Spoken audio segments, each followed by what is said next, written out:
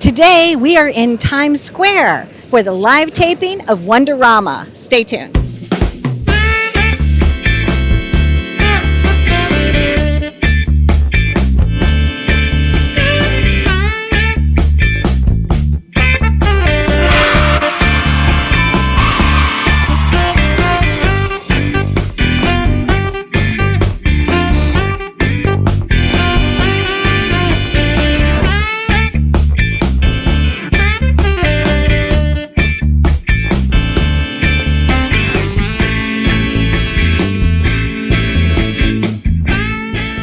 So since this is a behind the scenes today, we're going to go over to set and we're going to see some things there. For our audience at home, what are some of your day-to-day tasks as supervising producer that you get to do?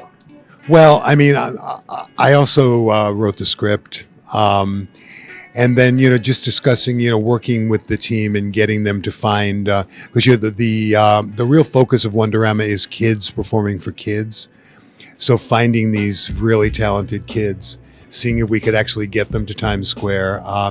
Because I always said this would be like a major challenge without the pandemic. Yes. But with the pandemic, it's, are people afraid to come here, which they shouldn't be. And, so part of our message is Broadway's going to reopen and Times Square is open and New York is back. Yes.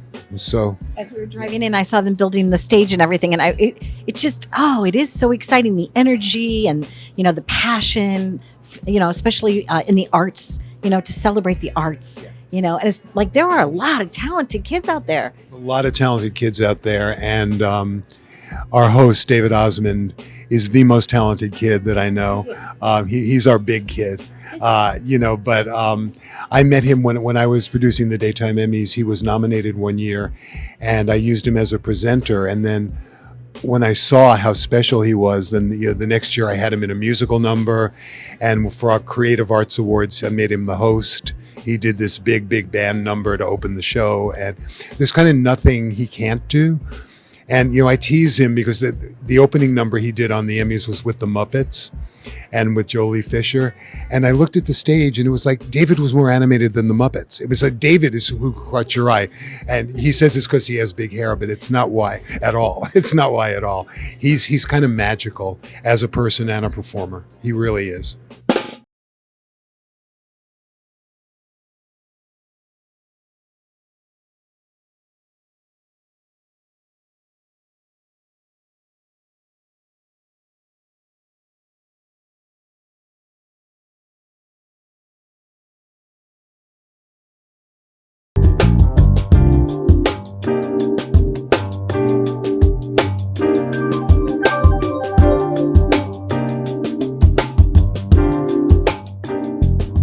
Little Double Dutch team. Check it out, y'all. Watch what these guys can do. Take it away.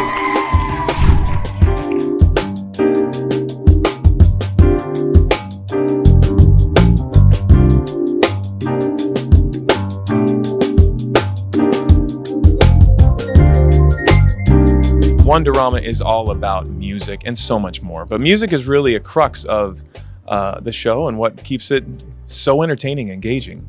It's the thread. It just kind of weaves in and out, and it's so entertaining, and it's so much fun. And I grew up singing in a patriotic singing group called the Futures of America, and we sang songs from the 30s to the 70s. You're a grand old flag. High flying flag, and forever in peace may you wave. Hey. Remix. You're the emblem of the land I love, the home of the free and the brave. Every heart beats. And true for the red, white, and blue. Where there's never a boast or brag, but should old acquaintance be. Oh, harmonize it. With your eye on the grand old flag. Grand old flag. Take it away. Hey. Good night, everybody.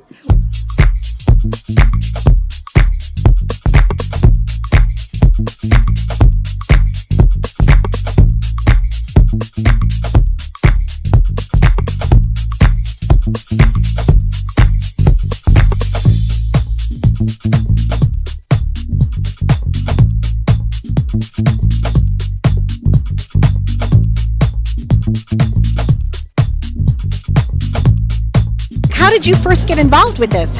Who tapped you on the shoulder and said, hey, Wonderama needs you? Well, it's funny because I grew up in another state And I was looking for a show that could actually say, I don't know, I could do that too. Something that was cool and hip, but still was inviting to mom and dad. And I was out in New Jersey, of all places, and the guy goes, "Oh, you should bring back Wonderama." I go, "What is that?" He goes, "Only the best show ever." And I'm like, I had never heard of it. And he goes, "Well, I learned how to tie my shoes. It was the first place that ABBA was on, Michael Jackson and the Jackson 5, even Elton John's first U.S. concert appearance." And come to find out, it was a popular culture world that really only existed here, and it was all throughout the country wherever Metro Media had a station. So it was in LA and DC and all these markets, and I had not been exposed to it. When I saw it, I was like blown away. In 2008, I started the process. I finally picked up the rights in 2011, and we actually shot our first shows in 2016. Congratulations. It's been such a journey. I just don't give up, unfortunately. Yes. And even now, New York is back open, and you're here in Times Square, right where you should be, right in the heart of it. And we're just honored to have you here. And also, as you can probably hear David in the background, we just want kids to have a little bit of fun because it's time to reopen.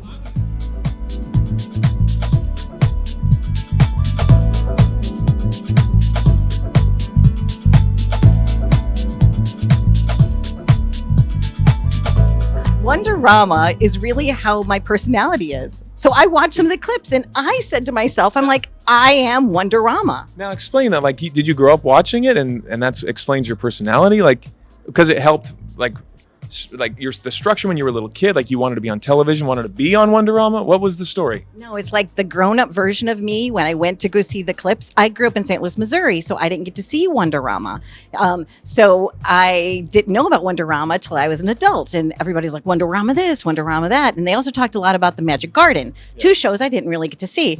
But when I watched the show, the person I am today at the age that I am. By the way, I am an original Osmond fan, and I just one quick story. Favorite Osmond song? Okay, well, I will tell you what happened, which was the sweetest story ever. We usually grew up only getting things on our birthday or Christmas, but I did extremely well on one of my report cards, and I came home and my dad had bought me Purple Socks. Oh, I'm serious? Really? Well, it was the Donny Osmond album where he had the purple hat on. And I walked in the front door and I could almost cry just now. I opened up the front door and there, because like I said, I only got things on birthdays or Christmas. Right. And there was this album. How awesome. But it was so tender. But a report card. Yes, it was for my report card. I got good grades. Wonderama started on Christmas. I literally just got off the phone with him not too long ago. Yeah, he's rocking. He's starting in Vegas, brand new show, and it's awesome. So I'll tell him that story. He'll really appreciate it. It's a sweet story. It's a true story. One of my favorite childhood memories. Wonderama, though, the energy of Wonderama is how I live my everyday. So I think you have more fans, not just kids. Yeah, because it's about kids and it's by kids, but we're still kids. I'm a big 6-year-old. As I've always said, I don't take too many things seriously. I really don't. And so this is like the perfect element for me. I watch these kids just shine. We have just unbelievable talent that comes on the show. We stay true to the original, It ran for almost 30 years, but it's the show that showcased the Jackson 5, and so many others. And Kiss would come on there and perform and talk to the kids. I mean, the most random groups and performers, and we love it. We love that variety. So we're EI compliant, we're education information, but you don't know you're learning. We want to make it entertaining while we educate. So we have tons of performing groups, dance groups. We'll do science experiments and blow something up. We'll have a cooking segment where a Master Chef Junior would come on and show us something. Of course, tons of games, lots of really cool prizes, and it's just like it's a whirlwind. It's crazy roller coaster ride of a show, and I love being like the older brother, watching these kids just have a showcase, have a platform to be able to really shine. And these kids, they respond to their peers so well, and to watch them be inspired by other kids their same age doing remarkable things is what Wonderama is all about. I end the show every episode by saying, never lose your sense of wonder. And it's true. That's what we really intend to get across to the next generation, so they too can, have the structure you had and have that influence, so that they can become, television personalities just like you. Or whatever they want to be. Astronauts, astrophysicists, whatever. Hair, wardrobe. And how long have you been working with the brand? The whole 5 years. What do you love best about it? I love this show because it inspires kids to all find what their talent is, which many of us wish we had when we were younger. I love that point. And how did you find your talent? How did you become who you are today? I couldn't figure it out. I knew it was artistic. I actually had a mentor, so those are the people that come into your life. His name is Dr. Mills. He told me, "Oh, you're doing my makeup for some event." He had a group of singers. I'd never done makeup before. And I knew it was just, I had to say yes. A week later, I worked on the first high-def camera in the world, being built by Sony. And here I am. Here you are. That must have been an interesting day, because I remember when the makeup artists would come and they're like, that HD camera sees everything. Yeah. What is one tip now that cameras do see every little line and wrinkle? What is like a go-to, almost like how a chef says his favorite ingredient is paprika? What, as a makeup artist, do you not live without, that you must have in your bag of tricks? Well, my real trick is that if I'm looking at you and I'm a foot away from you and I can see makeup, it's going to be huge on camera and you want to blend it. So actually it's less makeup, as far as I'm concerned, for high def. And try and make it as natural to your bare eye, and it will look natural on camera. If you want a character with makeup, then you go for it, or glam or whatever. That's another thing. But I did movies, so. That's what I was going to ask you, because it sounds like you did movies too. What are some of the films that you've done some makeup for? Oh, I did No Pain Nudity, which is another New York story. Really great. Nathan Lane, Gabriel Byrne, Donna Murphy. I mean, it's just amazing. It's also all my movies are on Amazon Prime right now. And I did Gun Hill Road years ago, and it was probably one of the first LGBT coming out stories. It's amazing.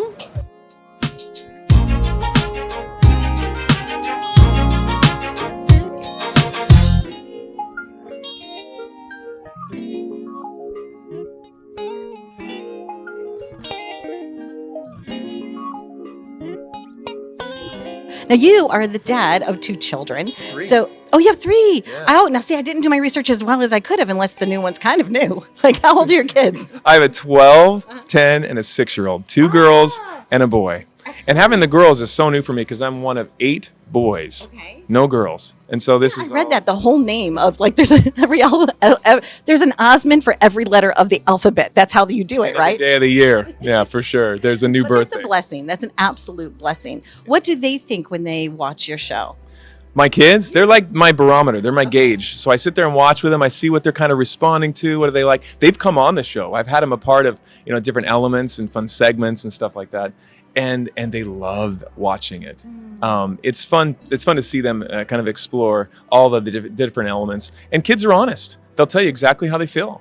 And I love that. The good, the bad, the ugly. I love that honesty and that pure, that joy that's inside them. That's what we love to celebrate. And being able to come back to New York. This is the home of Wonderama. This is where it all started. Of course, with incredible hosts of, Sandy Becker and Sonny Fox and Bob McAllister. These were legends.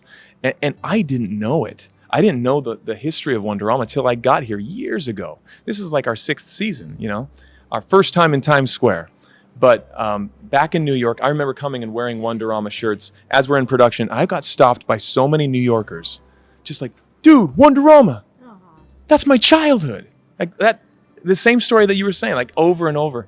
And so we have such an affinity and respect for that brand. And we hope to do it justice, honor the original, and take it to a 2.0, a new version with the same variety and fun. And being in Times Square, oh my goodness, like this is... Energy, right? I was down in Duffy Square last night looking at the stage being set up, and I couldn't even talk. I didn't have words. I'm like, this is so surreal. And thanks to the Times Square Alliance and One Times Square and all of our awesome friends and partners, the whole crew and cast that's part of this, Coco and Breezy, my co-hosts, they're fantastic. Like, we're like a family. And we hope that comes across in all of the fun. We got a lot in store this week. It's up to you.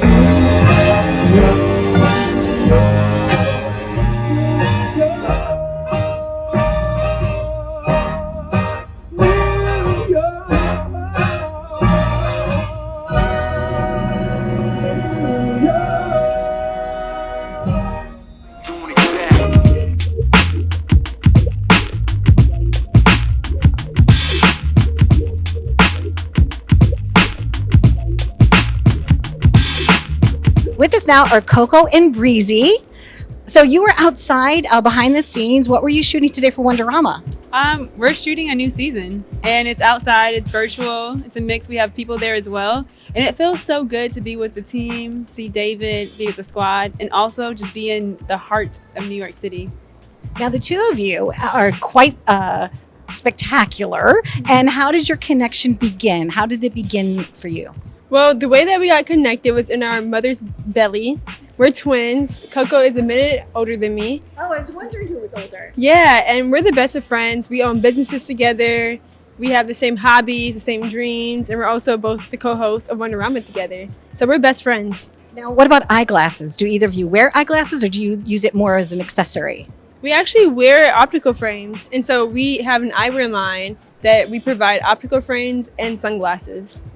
And did your mom know ever since she saw you be born that you guys were destined to be the best of friends and to do fun things? Was she also like an inspiration for you?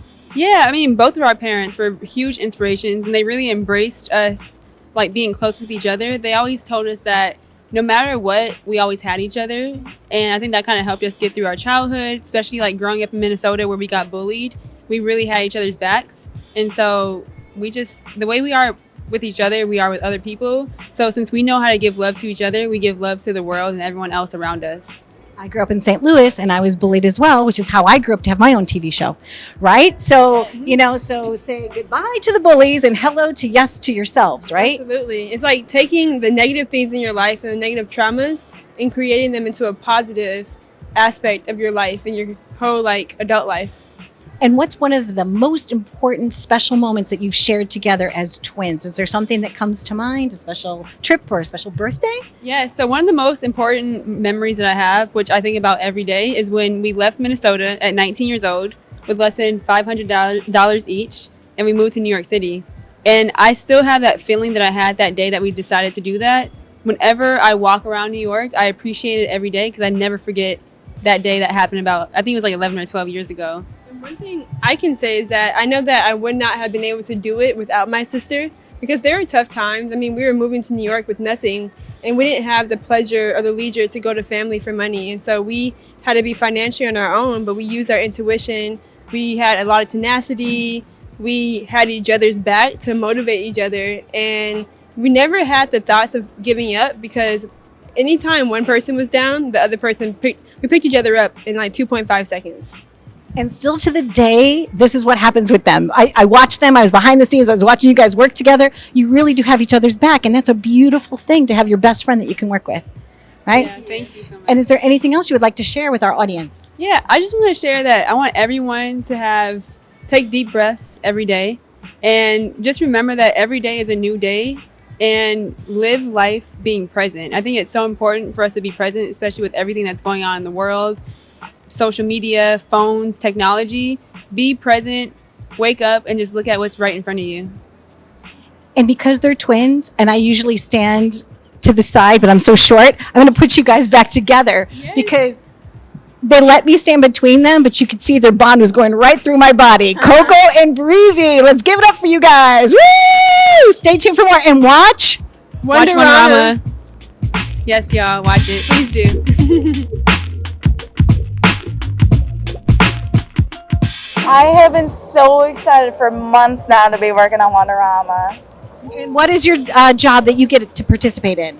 I get to work one-on-one with David Osmond, making sure he's okay, making sure his makeup's okay. I've been learning so much, and I've been having the awesome opportunity to hang out with David Osmond the entire time. Well, have a great day, and can you give me the Wonderama W? Yeah, Wonderama. Woo! Stay tuned. With us now is the second stage manager, and what's your job today? Basically just helping talent get to where they need to be and helping my first stage manager just get the job done. Now, have you worked on the Wonderama brand before? I did. I was on the last season and it was a amazing experience and I'm glad to be back here in Times Square. So if somebody watching in the audience would like to grow up and do what you do, what would you suggest? Well, go to film school, learn, and just send your resume out to a bunch of people and just spread your name around. Get out there and do what you want to do. Everything's possible. Love it. Yeah. Give me the Wonderama W. Wonderama W. Yeah. Well, today I'm a field producer shooter, so I'm the one who's filming Coco and Breezy today, and I'll be doing a lot of games tomorrow and for the rest of the week. And I will tell you that I am now a staff on Wonderama, but I used to be one of the kids in the audience. Really? So I was probably 8 years old, and Sonny Fox interviewed me. This is my second interview, by the way, in my life. So thank you for that. And Sonny Fox asked me something, and I practically peed in my pants. And it was a scarring moment, but it all worked out because I'm back at Wonderama. Oh, I love that. That is the best story I think I've heard actually all day. I mean, David Osmond singing with you is fun, but I mean, how cool is that connection, right? So did you tell everybody on staff? I always tell everybody because I'm proud of the fact that I was on Wonderama with Sonny Fox. Not Bob McAllister, but Sonny Fox. I'm wondering if you have a VHS of that somewhere. I've tried to find it. I can't find it. Okay. This If you tape Wonderama, anybody has any old tape anywhere, we'd love to see that footage. What do you enjoy best about this particular show? The warmth and openness and the good vibes of everybody who works on the show and the kids and David Osmond. Can I just say I love this man? Okay, don't take it wrong, but I love this man. He's absolutely wonderful. And Coco and Breezy, absolutely super. It's just great people, and it's really fun. And when you watch the show, you're like, wow, that is really an awesome show. And what are you shooting on today? What camera? What camera did you bring with you? Yes. I brought my secret weapon. Okay. It's a Panasonic GH5. It does everything. It does everything. I know. I like how you have like its lights on board and everything you need. Do you want a cappuccino? I would love a cappuccino. Hold on. There's one right in here. It's gonna take a second, but Okay, so that's what you were doing today. So we saw you like up on the risers in Times Square with Coco and Breezy. You were shooting some of the, little pieces that then when the whole show's put together will make it seamless. Coco and Breezy do many things, but one of the things is they tell people about trivia. New York Times. No. One of the things that Coco and Breezy are doing in the show is they are giving us trivia about Times Square. And today we were filming lots and lots of trivia. And it was not trivial, though, but it was trivia.